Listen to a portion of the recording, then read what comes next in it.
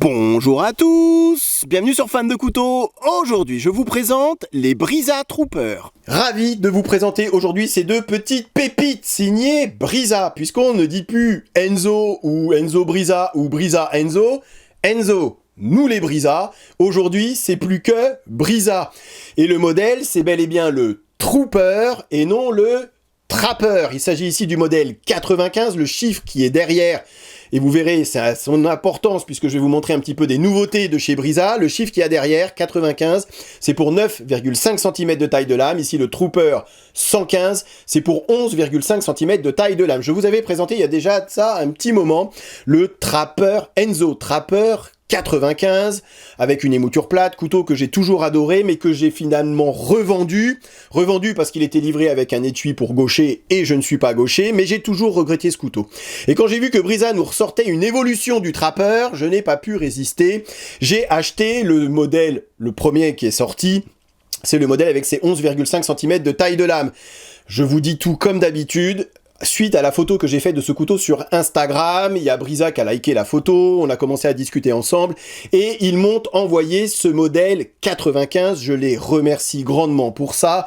Je suis fan absolu de ce couteau, de toute façon s'ils ne me l'avaient pas envoyé, j'aurais fini par l'acheter, puisque j'ai retrouvé finalement avec le 115, cette ergonomie assez phénoménale, c'est un peu le souvenir que j'avais du modèle Trapper, une ergonomie qui, à mon sens, pour mes mains en tout cas, est juste parfaite, avec cette émouture scandinave, ça va rentrer dans le bois, c'est que du bonheur.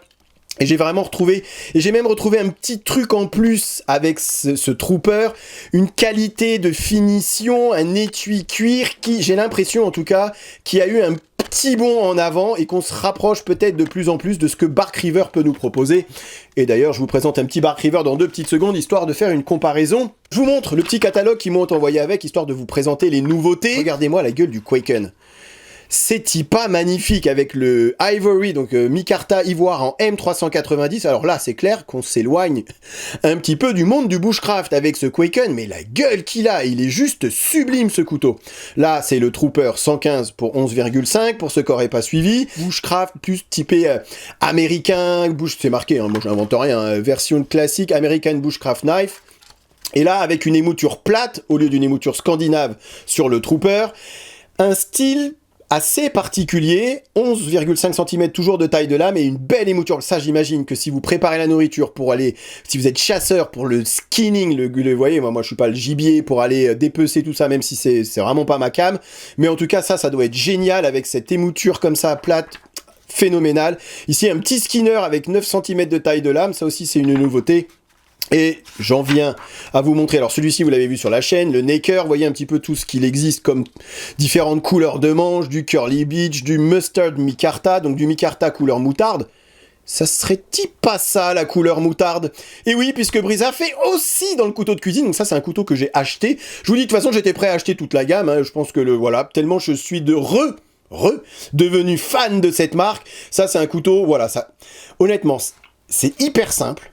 Ça paye pas de mine, on est en 12C27, on a une belle hauteur de lame, on est sur un manche en micarta, et ça coûte 60 €. 12C27, 60 €, alors il n'y a rien d'exceptionnel, hein, on n'est pas sur le couteau de cuisine, pour ça j'hésitais même, je vais pas faire une vidéo à proprement parler de ce couteau de cuisine, parce qu'il n'y a pas grand chose à dire sur ce couteau de cuisine, c'est un couteau de cuisine, point. Un éminceur, avec une belle hauteur de lame, donc vraiment, vous voyez, on a vraiment, on a ce qu'il faut, on va pouvoir aiguiser son couteau sur plusieurs années sans que ça soit vraiment gênant, et finalement pour 60 balles, on a du 12C27, un manche en micarta couleur moutarde qui est juste magnifique, une très bonne ergonomie, on retrouve finalement toutes les forces de des autres couteaux, du Trooper, du Trapper, et je trouve que ça c'est plutôt pas mal, donc ça aussi c'est voilà, une petite nouveauté que je ne connaissais pas, voilà, je savais pas que Brisa était aussi dans le couteau de cuisine, couteau magnifique. Et après, il y en a d'autres, vous voyez, un petit, voilà. Mais j'en viens à ce que je voulais vous montrer, voilà, la différence finalement qu'il y a entre le Trapper, modèle que tout le monde connaît, j'espère que... Alors, si vous possédez déjà un Trapper, ça sert à rien d'aller acheter un Trooper, puisqu'on est que sur une évolution du Trapper. Par contre, j'allais dire, si vous n'avez pas encore de Trapper, qu'est-ce que vous attendez pour aller vous acheter un Trooper? On est véritablement sur un couteau, je suis, vous l'aurez compris, emballé par ce couteau, et la grosse différence qu'il va y avoir par rapport au Trapper. Vous voyez ici sur le Trapper, la garde, en plus ça m'évite d'avoir à incruster une photo. Ici au niveau de la garde, on avait une garde un petit peu prononcée. Du coup on avait le tranchant qui n'était pas franchement collé au manche et ça pouvait gêner sur certaines coupes.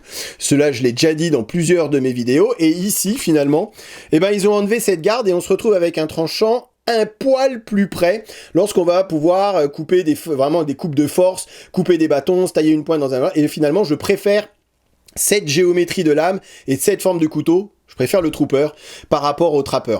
Par contre, comme j'ai dit, si vous possédez l'un, ça sert à rien d'aller regarder le Trooper. On a toujours cette ergonomie qui est juste sensationnelle. J'avais un petit peu oublié ces manches tout en rondeur qui sont... Vous voyez, le galbe, le plus gros du manche, il est dans la paume de la main et ça s'affine vers la lame, pardon. Ça s'affine vers la fin du manche. On a toujours le trou pour la dragonne.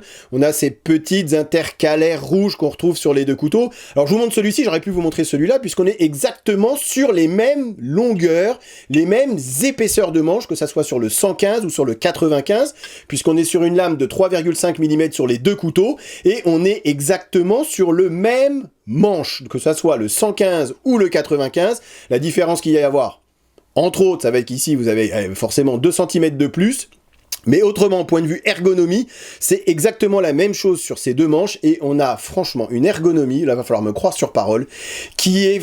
On frôle la perfection, et comme je vous dis, j'ai un petit peu ce ressenti à la Bark River, où tout est arrondi, il n'y a aucun point douloureux dans la main. Dès la première manipulation, on sent qu'on va avoir un couteau avec lequel on va pouvoir travailler des heures sans aucune fatigue. Je vous montre le Bark River, même si on n'est pas tout à fait sur la même géométrie de manche, hein, vous voyez, celui-ci est un peu plus galbé, on va dire ça comme ça, mais on retrouve vraiment cette géométrie de manche, encore une fois, tout en rondeur, tout en douceur, c'est soyeux, c'est confortable, c'est... Voilà, la taille, c'est idéal. On est vraiment sur des tailles de manches qui sont... honnêtement, hein, on frôle la perfection. Je vous ai ramené à titre de comparaison... Ici, c'est le Castrum, le Larsfalt, que vous avez également déjà vu en vidéo. Mais c'était vraiment pour vous le montrer, puisqu'on est sur la même longueur de lame, que ce soit sur le Larsfalt ou sur le 115, et ces deux couteaux qui sont, voilà, deux excellents couteaux de bushcraft, grâce à leur émouture scandinave, mais pas tout à fait la même émouture scandinave, et je vais revenir dessus lorsque je vous comparerai ces deux couteaux, et finalement, c'est dans la lame, vous l'aurez compris, on est sur le même manche, donc c'est dans la lame, même pas forcément que dans la longueur de la lame, mais c'est dans la lame et dans cette émouture légèrement différente que voilà, qu'est la différence entre le 115 et le 95, mais là on voit tout de suite que par rapport à un Larsfalt par exemple, on est sur une petite émouture scandinave assez ramassée, alors que sur le Brisa, ici on est sur une haute émouture scandinave, donc on va avoir un tranchant finalement beaucoup plus fin sur le Brisa 115 que sur le Larsfalt, et même un tranchant beaucoup plus fin sur le 115 que sur le 95. Donc les différences majeures qu'il y a entre ces deux couteaux se situent dans cette émouture. Alors certes, on est tous les deux émoutures scandinaves, mais au profil quand même bien différent. Je m'attarde sur le 115, puisque ici on va considérer ça comme une vraie émouture scandinave, assez haute comme j'ai dit, donc on est sur un tranchant finalement un peu plus fin que sur le 95, et quand je dis vraie émouture scandinave, c'est que le tranchant se termine à la fin de l'émouture scandinave, vous voyez, il n'y a pas de double, de second petit tranchant, alors que sur ce 95, et je n'ai aucune idée de pourquoi, j'aurais d'ailleurs, vous allez me dire, t'aurais pu leur poser la question, on est d'accord, j'ai aucune idée pourquoi est-ce qu'ils ont rajouté un deuxième tranchant à cette émouture scandinave. Vous voyez, à la fin, et si on compare les deux, on va bien voir la différence qu'il y a dans le tranchant, hein, dans le tranchant final. On voit bien qu'ici, ils ont rajouté un petit tranchant en V, ce qu'on peut retrouver sur des émoutures plates classiques, alors qu'il n'y est pas sur son grand frère, sur la version 115. Alors pourquoi avoir fait ça ? Eh bien, je leur ai posé directement la question de pourquoi avoir mis finalement une émouture scandinave un peu hybride sur la version 95 et pas sur la version 115. Donc je vais vous lire leur réponse.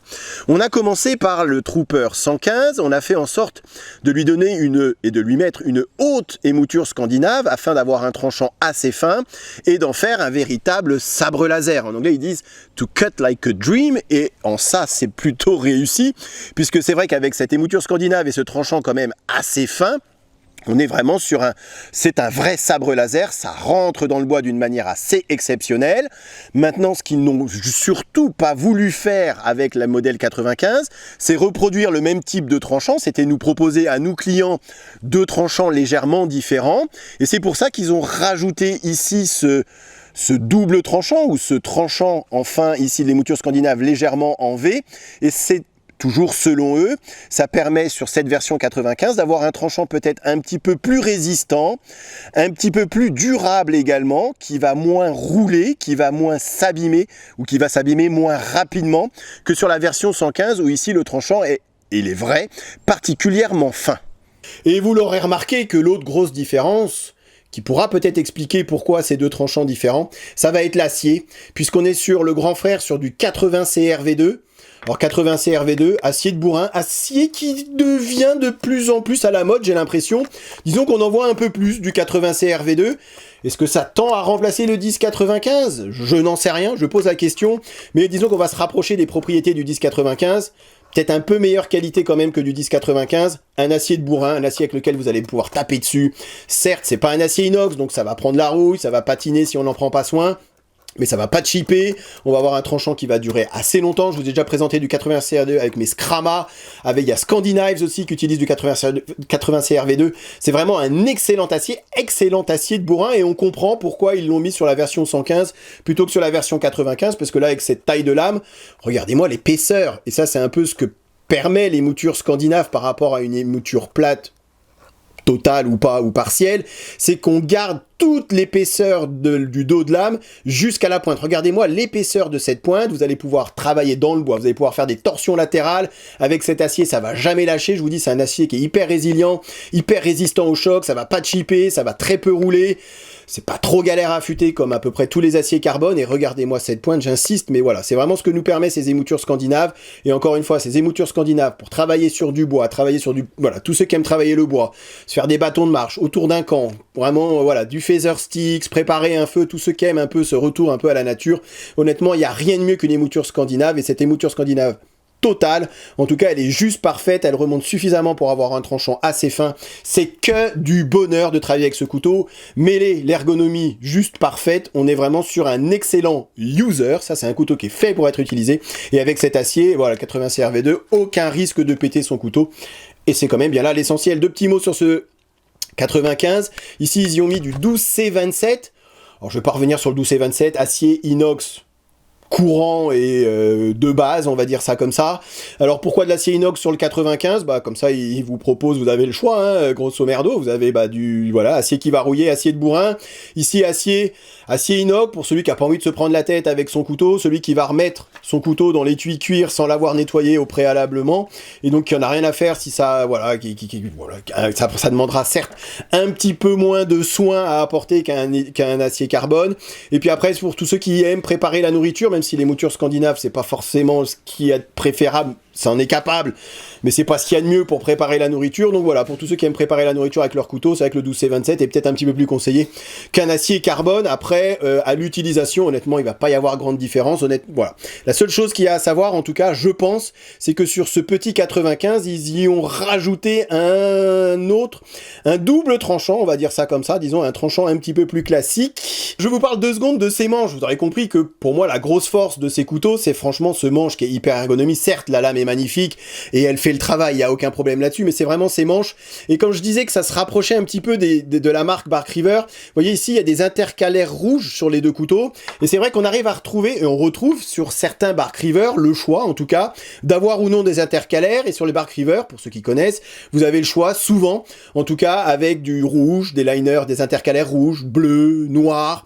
Pareil sur le micarta, vous avez un choix de micarta, de bois stabilisé, de résine époxy, assez impressionnante. Alors on retrouve pas tout ça encore chez Brisa, mais on a malgré tout cette volonté de...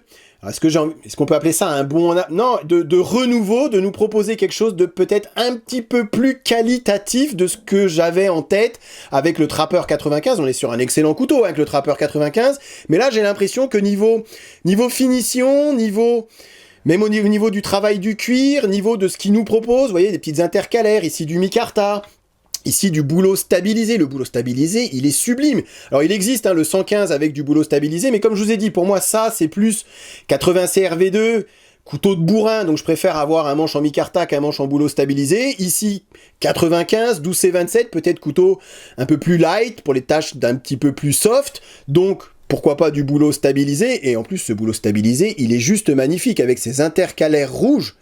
C'est juste sublime, le manche est sublime et vraiment on se rapproche en termes de ressenti, de feeling de ce que Bark River peut nous proposer, de ce que Castrom également peut nous proposer, mais ici encore une fois avec plusieurs types de couteaux, du Kefar, du Skinner, du Necker, du machin et tout, vous aurez compris que le choix est un petit peu plus important chez Brisa en tout cas que chez Castrom, mais voilà, c'est vraiment, et j'insiste vraiment sur cette ergonomie qui est juste phénoménal.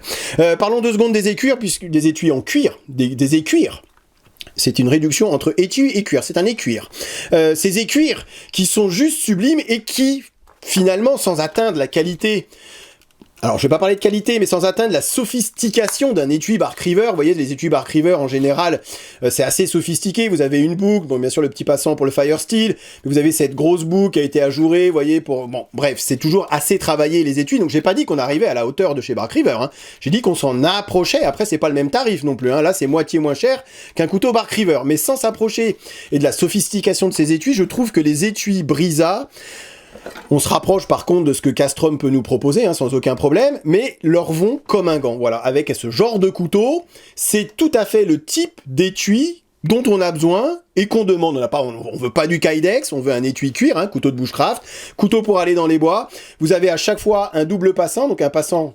Vous avez le couteau qui est assez haut sur la ceinture. Vous avez ici ce genre de dangler que vous allez porter. Vous allez avoir le couteau qui se balade un petit peu le long de la hanche. Pareil sur celui-ci. Ici, vous avez en plus un petit passant pour y glisser une petite pierre à feu. Je ne l'ai pas précisé, mais bien évidemment, les arêtes ici du couteau sont saillantes, donc vous allez pouvoir gratter la pierre à feu sans abîmer votre tranchant.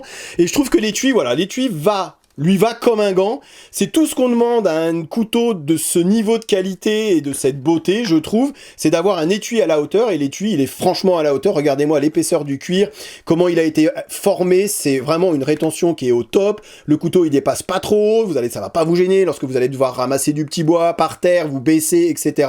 Voilà, je trouve que, en termes d'étui, certes, on peut toujours mieux faire et avec toujours un peu plus de sophistication, mettre une petite boucle, nous travailler un petit peu, mettre différents types de coutures, doubler, voilà.